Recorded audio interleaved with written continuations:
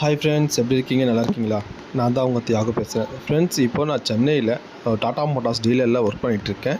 யாருக்காவது புது வண்டி வேணும்னா மேலே உள்ள நம்பருக்கு கால் பண்ணுங்கள், ஓகேங்களா? ஃப்ரெண்ட்ஸ், இப்போது நம்ம என்ன வண்டி நம்ம இப்போ பார்க்க போகிறோம்னா டாட்டா ஏஸ் ப்ரோ. ஏஸ் ப்ரோவில் பார்த்தீங்கன்னா மொத்தம் 3 வேரியண்ட் இருக்குது. அதில் வந்து பார்த்தீங்கன்னா ஏஸ் ப்ரோ பெட்ரோல் இருக்குது, அண்டு ஏஸ் ப்ரோ ஈவி இருக்குது, ஏஸ் ப்ரோ பைஃபியூல். அதாவது பைஃபியூல்னால் சிஎன்ஜி, ஓகேங்களா? இப்போ அந்த வண்டியை பற்றி தான் நம்ம இப்போ பார்க்க போகிறோம்.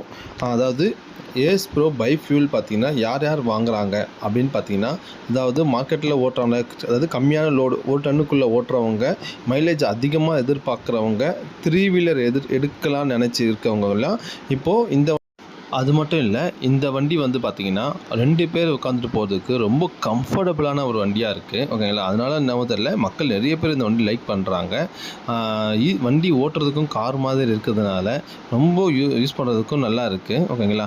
அதேமாரி இந்த வண்டி ஏன் எடுக்கிறாங்கன்னு பார்த்தீங்கன்னா, அதாவது சிஎன்ஜி இருக்கிறதுனால இந்த வண்டி மைலேஜ் பார்த்திங்கன்னா ரொம்ப ரொம்ப அதிகமாகவே கொடுத்துருக்கு. அதாவது பார்த்திங்கன்னா 1 கிலோவுக்கு பார்த்திங்கன்னா உங்களுக்கு கிட்டத்தட்ட 32 கிலோமீட்டர் மைலேஜ் கம்பெனி சொல்கிறாங்க. அதாவது 2 இல்லை 3 கிலோமீட்டர் கம்மியாக வச்சாலும் 28லேருந்து ஒரு 29, 30 அந்த ரேஞ்சாவது உங்களுக்கு கிடைக்கும். அதனால் என்னவோ தெரியல, மக்கள் நிறைய பேர் வந்து இந்த வண்டி எடுக்கிறாங்க. இந்த வண்டியோட ஹார்ஸ் பவர் பார்த்தீங்கன்னா உங்களுக்கு 25 ஹார்ஸ் பவர் கொடுத்துருக்காங்க. 694 சிசியும் கொடுத்துருக்காங்க, ஓகேங்களா? இந்த சின்ன வண்டிக்கு இந்த சிசின்றது ரொம்ப அதிகம், ஆனால் இருந்தாலும் நல்லா இருக்குது, ஓகேங்களா? அது மட்டும் இல்லாமல் டார்க் பார்த்தீங்கன்னா 51 Nm கொடுத்துருக்காங்க, ஓகேங்களா? லோடு பாடி வந்து பார்த்திங்கன்னா 6.5 அடி கொடுத்துருக்காங்க. 6.5 6 அடி கொடுத்துருக்காங்க. இது மூலயமா பார்த்தீங்கன்னா உங்களுக்கு தொட்டி வந்து நல்ல பெருசாகவே இருக்குது. அதாவது 3 வீலர் கம்பேர் பண்ணும் போதோ, 3 வீலர்லாம் பார்த்தீங்கன்னா கிட்டத்தட்ட ஒரு 5.25 6 அடி தான் வரும். இந்த வண்டி பார்த்தீங்கன்னா உங்களுக்கு 6 அடி வரதுனால நீங்கள் லோடிங் கெப்பாசிட்டியும் அதிகமாக நீங்கள் பொருளுங்களை ஏற்றிக்கலாம் வண்டியில், ஓகேங்களா? அதுக்கப்புறம் பார்த்தீங்கன்னா உங்களுக்கு 750 கிலோ ஆர்டிஓ கெப்பாசிட்டி மட்டுமே கொடுத்துருக்காங்க. 750 கிலோனா நம்ம மக்கள் எவ்வளோ ஓட்டுவாங்கன்னு உங்களுக்கே தெரியும்.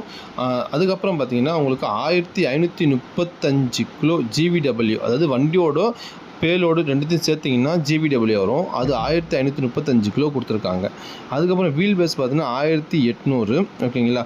டயர் சைஸ் பார்த்தீங்கன்னா 12, அதாவது 145 R12 தான் டயரை கொடுத்துருக்காங்க. அதாவது யாருக்கு இந்த வண்டியெலாம் சூட்டபிள் ஆகுமோ தாராளமாக நீங்கள் எடுத்துக்கோங்க. மைலேஜ் அதிகமாக எதிர்பார்க்குறவங்க எடுக்கலாம், ஓகேங்களா? அது மட்டும் இல்லாமல் இந்த வண்டிக்கு பெரிய ப்ளஸ்ஸே பார்த்தீங்கன்னா பெட்ரோல். அந்த வண்டி பார்த்திங்கன்னா பெட்ரோல்லையும் ஓடும், சிஎன்ஜிலையும் ஓடும்.